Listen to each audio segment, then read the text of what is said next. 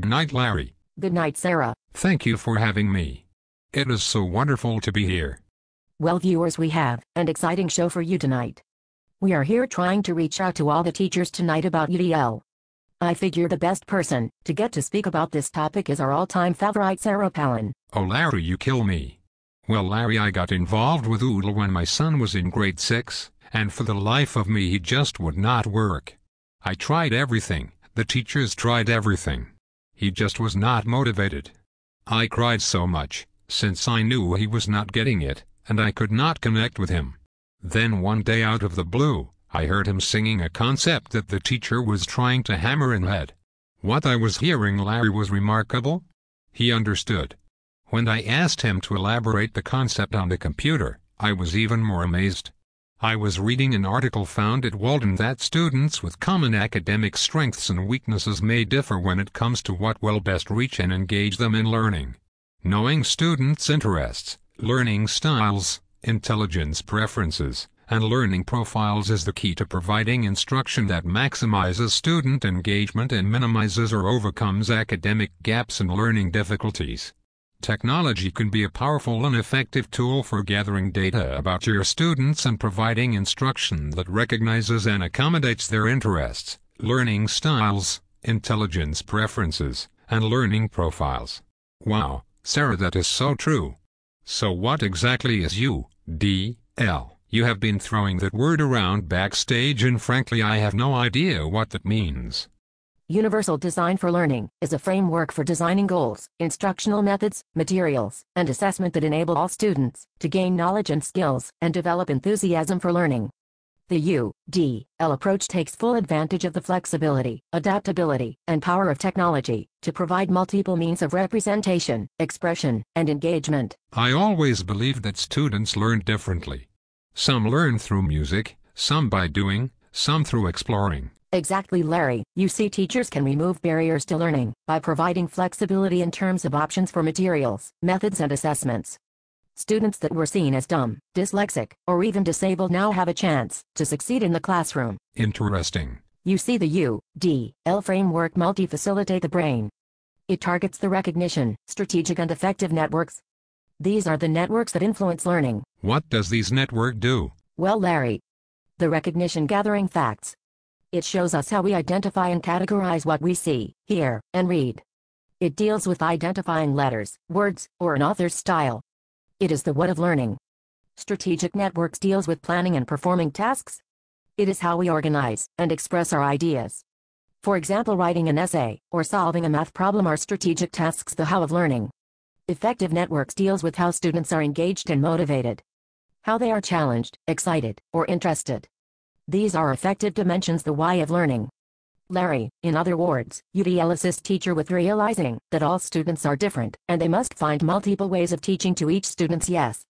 That means multiple means of representation, to give learners various ways of acquiring information and knowledge. An example of this is that it provides option for perception, language, and symbol, and comprehension.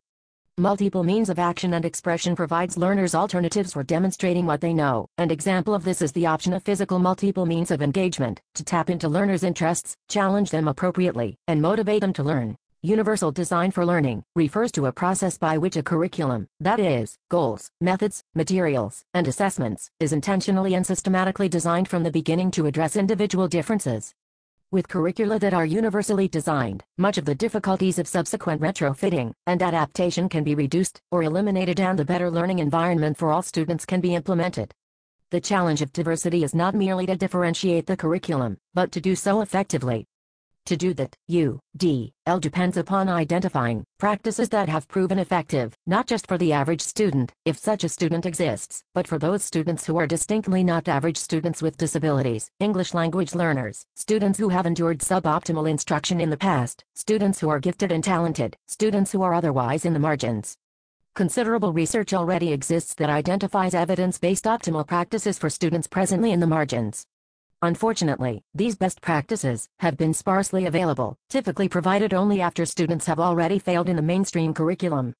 They are subsequently provided in separate remedial or special placements where ties to the mainstream curriculum and its high standards have been severed entirely. I have an article written by Cast, and it states, "Digital technology makes UDL U.D.L. curriculum solutions possible. For example, digitized textbooks enable students to take responsibility for their own learning by allowing them to highlight words, enlarge text type, increase the volume, use links to look up unfamiliar words, just to name a few. Teachers can easily infuse digitized text into their instructional methods and other classroom technologies. Scanning text becomes obsolete. Technology offers the flexibility, upfront, that is needed when addressing students' diverse learning needs. A teacher's first step in adopting a U.D.L. framework in the classroom is to assess and identify the student's diverse learning needs. Once you find the needs, by looking at the strengths and weaknesses, you find avenues to turn those weaknesses into strength. What are some of the CAST online tools that can be used? Well, CAST has a lot of online tools that can be used, for example U.D.L. Book Builder, Curriculum Self-Checker, Lesson Builder. My favorite site is the Builder for it creates, share, publish, and read digital books that engage and support diverse learners according to their individual needs, interests, and skills. Students love starring in their own stories. As you are creating a book in the Book Builder, be sure to develop the coaches within the book. The coaches can offer reading hints, strategies, and model good reading. Start a school library of teacher-created digital books.